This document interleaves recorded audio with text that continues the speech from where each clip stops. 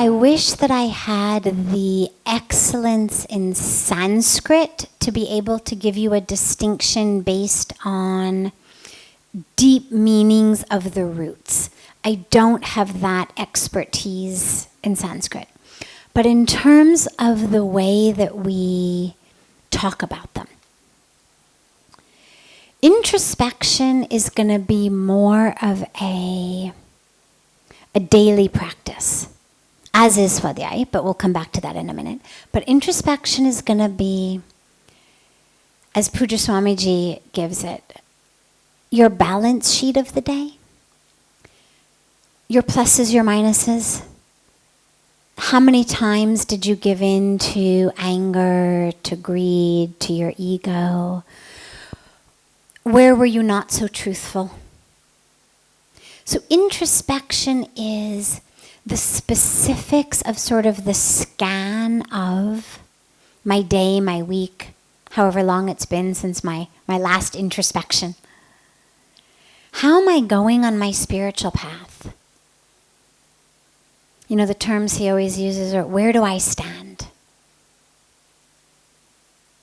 Am I moving closer and closer to the light? Am I moving closer and closer to oneness? Am I getting freer and freer of my ego?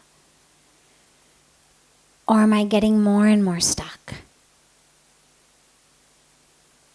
Am I allowing my anger, allowing my ego, allowing my grudges, allowing my desires, allowing Maya to pull me? So that's introspection. And then, of course, at the end of the introspection, he always says, just give it to God. It's not introspection with judgment. It's introspection as a witness. Here's what it is. But it's not judgment. It's not you're bad, you're good. It's not you're a bad person, you should feel horribly. It's just an awareness. And then you give it to God. Oh God, okay. I know I said I wouldn't get angry today, I did. Give me more strength tomorrow. I know I said that I, wouldn't allow myself to be pulled over by my ego. I was. Please give me strength tomorrow. We offer it to God. Swadhyaya, when I think of it deeply and when it's spoken about, is much more the who am I? It's much more the introspection of Gyan Yoga. Who am I? It's your soul, not body. And this is why sometimes it's translated as scriptural study, even though it's actually self-study. But there are places where they'll translate swadhyaya as actually reading of the scriptures. Now, scriptural study, when done properly, is of course self-study. We're not studying the scriptures to, give an exam the next day. The whole point is we study the scriptures so we learn about ourselves. But swadhyaya, instead of being, oh my God, I can't believe that I, cut in front of her in line today in the cafeteria, that would be in my mind more in the introspection, offering your minuses and pluses to God category. Whereas the swadhyaya is, I'm not the stress that led me to cut in line. So the swadhyaya, I think, when done properly, has longer reaching implications. The two, of course, have an overlap as well.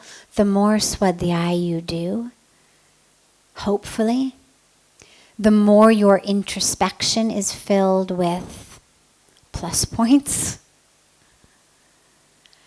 As you're doing the study of the scriptures, that's bringing you into a study of the self. Okay, so I'm not body, I'm soul. What does that mean? What is it? Can I meditate on that? What does that feel like? What blockages do I have to that awareness?